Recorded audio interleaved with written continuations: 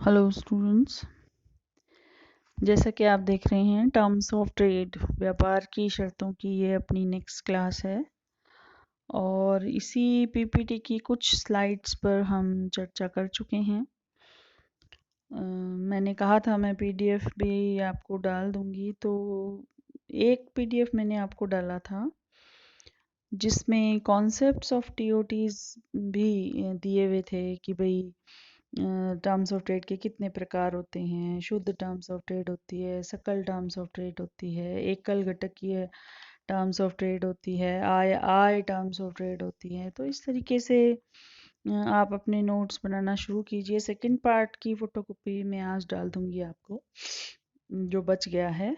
और जहाँ तक इस पीपीटी की बात है, मैं स्लाइड्स चेंज कर रही हूँ जिन पर कि हम डिस्कशन कर चुके हैं। उसके आगे आज हम अपने डिस्कशन को कंटिन्यू करेंगे। ये स्लाइड जो है जहाँ पर हमने लास्ट में छोड़ा था कि टीओटी किन कारकों पर निर्भर करता है, इसकी चर्चा हम कर चुके थे कि रिकार्डो इस बारे में निरुत्तर रहते हैं, जबकि जेएस मिल ने सबसे पहले बताया कि व्यापार की शर्तें जो है किन कारकों पर निर्भर करेगी। तो उन्होंने सबसे ज़्यादा जोर जो था वो मांग पक्ष पर देते हुए मांग की लोच पर अपना ध्यान इस पर आकृष्ट कराया कि विभिन्न देशों में माना दो देश हैं और व्यापार कर रहे हैं, तो एक्स और वाई मान लीजिए दो वस्तुएं हैं, तो दोनों देश आपस में उन वस्तुओं की मांग की लोच उनकी जितनी प्रबल होगी उसी हिसाब से उस देश की टर्म्स ऑफ ट्रेड निर्धारित होगी। मैंने पिछली बार एक एग्जाम्पल भी बताया था कि माना भारत और ब्रिटेन में व्यापार हो रहा है, कोई दो वस्तुएं हैं और ब्रिटेन में भारत की वस्तु की मांग यदि ज़्यादा है, यानी ब्रिटेन के कुछ वर्ग के लोग भारत की उस वस्तु के बिना नहीं रह पा रहे हैं, वह मांग जो है इनइलास्टिक टाइप की है, तो यदि भारत थोड़ी सी प्राइस बढ़ा भी देगा तब भी ब्रिटेन उस चीज़ को खरीदेगा। इट मीन्स भारत की टर्म्स ऑफ ट्रेड सुधर जाएगी क्योंकि भारत की वस्तु अब पहले की तुलना में महंगी बिक रही है। ब्रिटेन उसके आयात को कम नहीं कर पा रहा है क्योंकि वहां पर उसकी मांग प्रबल है। सेम उल्टा यदि भारत में किसी ब्रिटिश वस्तु की कोई मांग मान लीजिए इनइलास्टिक टाइप की है, तो फिर ब्रिटेन की टर्म्स ऑफ ट्रेड ज़्यादा अच्छी हो जाएंगी और भारत की डिटोरेट हो जाएंगी। तो मांग की लोच और मांग की शक्ति पर निर्भर करता है कि टर्म्स ऑफ ट्रेड किस देश के पक्ष में ज़्यादा झुक जाती हैं और किस देश को ज़्यादा नुकसान होता है या उनकी खराब रहती है और दूसरे की अच्छी हो जाती हैं। तो एक एग्जांपल है आपके सामने कि let's assume that the internal और domestic cost ratio in country A, माना दो देश हैं ए और बी। ए में यदि आंतरिक घरेलू लागत जो है रेशो वो है कि ए इज 2x फॉर 1.55। मान लीजिए कि सारे के सारे साधन लगाकर देश ए जो है वो एक्स की दो वस्तुएं उत्पादित कर पा रहा है और वाई की 1.5 वस्तुएं, यूनिट कर लेते हैं अपन इसको, ठीक है, 1.5 यूनिट। जबकि कंट्री बी है वो अपने सारे संसाधनों से एक्स की 1 और वाई की 2 यूनिट उत्पादित कर पा रहा है। स्पष्ट है देखने से ही कि देश ए जो है वो एक्स के मामले में तुलनात्मक लागत लाभ प्राप्त कर रहा है और दूसरा बी जो है वो वाई के मामले में ज़्यादा लागत लाभ प्राप्त कर रहा है। तो दोनों में व्यापार जब प्रारंभ होगा तो देश ए जो है वो एक्स ज़्यादा बनाएगा और देश बी जो है वो वाई ज़्यादा बनाएगा और दोनों आपस में ट्रेड करेंगे, ठीक है, व्यापार करेंगे। ये बात तो रिकार्डो की थ्योरी तक भी स्पष्ट हो जाती है, क्लियर है। लेकिन टर्म्स ऑफ ट्रेड कैसे निर्धारित होगी? दोनों को तो लाभ मिलेगा, लेकिन कितना किसको ज़्यादा मिलेगा कितना किसको कम मिलेगा, यह टर्म्स ऑफ ट्रेड डिसाइड करेंगे। तो व्यापार की तो टर्म्स ऑफ ट्रेड डिसाइड करेगी कि दो देशों के मध्य जब व्यापार प्रारंभ होगा तो किसके अनुकूल रहेंगी टर्म्स ऑफ ट्रेड ज़्यादा और किसके कम अनुकूल रहेंगी। तो जैसा कि नेक्स्ट स्लाइड में आपके लिखा हुआ है, however more favourable the TOT to any country greater is the welfare of the country, कि जिसके पक्ष में जितनी ज़्यादा अच्छी व्यापार की शर्तें रहेंगी उस देश का कल्याण का स्तर भी उतना ही बढ़ेगा।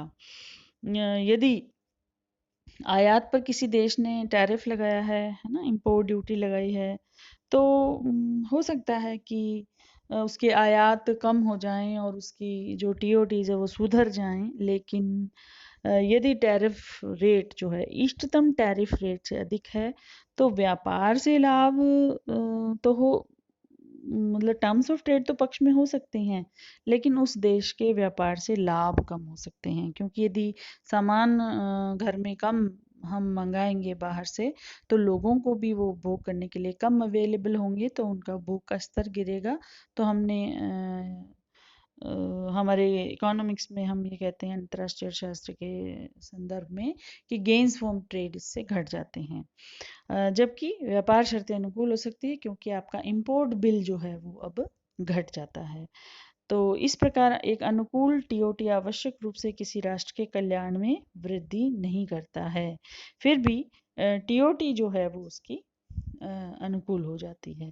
तो बहुत सारे आयाम हैं जिसमें कसौटी पे रखने पर हमें पता चलता है कि कहीं तो ऐसी सिचुएशन होगी कि टीओटी भी सुधर गई और गेन्स फ्रॉम ट्रेड भी सुधर गए, लेकिन कई बार टीओटी फेवरेबल हो जाती हैं लेकिन गेन्स फ्रॉम ट्रेड यानी व्यापार से लाभ हमारे कम हो जाते हैं।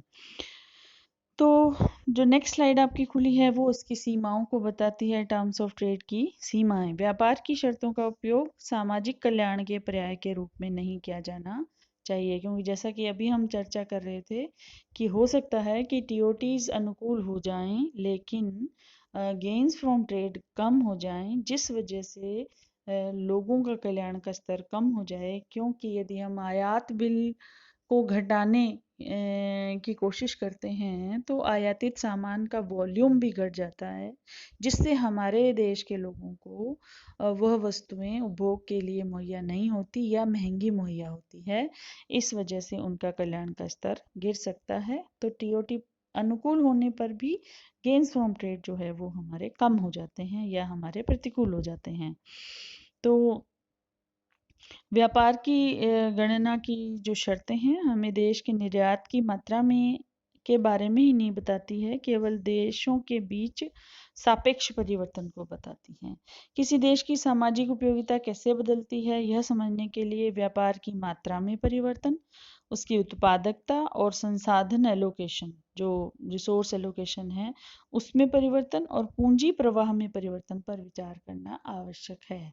समझने के लिए मैं समझा देती हूँ आपको कि किसी देश की टर्म्स ऑफ ट्रेड अनुकूल करने से ही सारी कहानी सुलझ नहीं जाती है। देश का वास्तव में कल्याण का स्तर बढ़ रहा है नहीं, या उसके लाभ व्यापार से बढ़ रहे हैं कि नहीं, यह सब जानने के लिए और चीज़ों पर ध्यान देना पड़ेगा कि व्यापार की वजह से या व्यापार में प्रतिबंधों की वजह से हमारे मात्रा में कितना परिवर्तन हुआ है व्यापार की, ट्रेडेबल गुड्स की, या हमारे देश में यदि हम निर्यातित वस्तु को जो भी बना रहे हैं ज़्यादा, यदि हम ट्रेड पर प्रतिबंध लगाते हैं, आयातों को घटाते हैं, तो निश्चित रूप से रिटेलिएशन के रूप में हमारी निर्यातों की मात्रा भी घटेगी, क्योंकि दूसरा देश भी आपके आयातों पर यानी अपने आयातों पर प्रतिबंध लगा देगा जो कि आपके निर्यात हैं। तो इस तरीके से उत्पादकता में असर आ सकता है।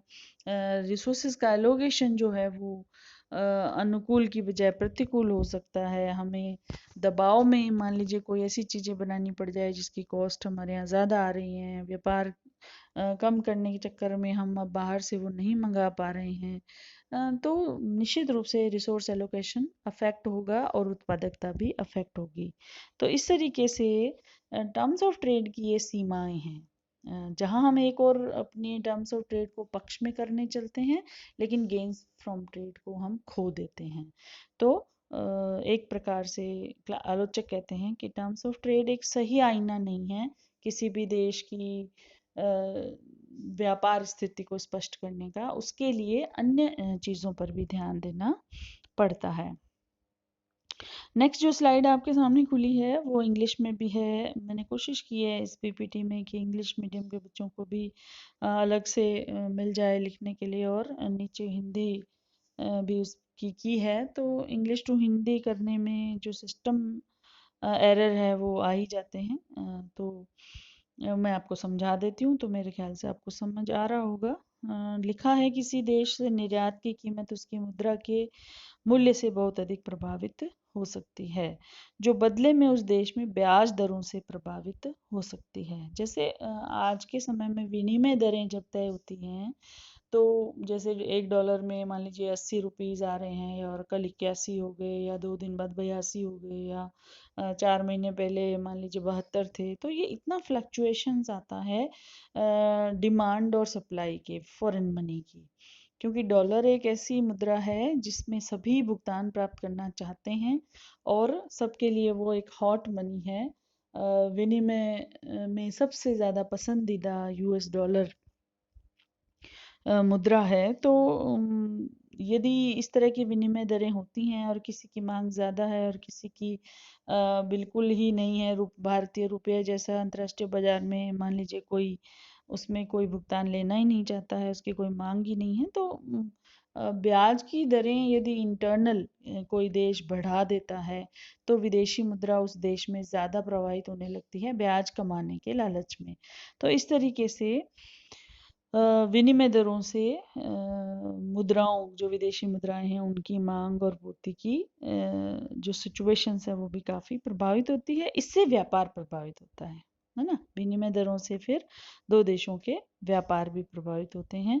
तो व्यापार की शर्तों में यदि सुधार की उम्मीद की जा सकती है, यदि किसी देश विशेष की मुद्रा का मूल्य ब्याज दर में वृद्धि की वजह से बढ़ गया है, यानी किसी पर्टिकुलर देश में ब्याज की दरें ज़्यादा ऊंची कर दी गई हैं, जिससे कि बाहर से बहुत सारी विदेशी मुद्राएं ब्याज कमाने के लालच में उधर आ रही हैं, तो उस देश की मुद्रा स्ट्रांग हो जाएगी, तो व्यापार की शर्तें सुधर सकती है। हालांकि इसका मतलब ये कभी नहीं हो सकता कि देश के लिए जीवन स्तर में भी वृद्धि हो गई हो।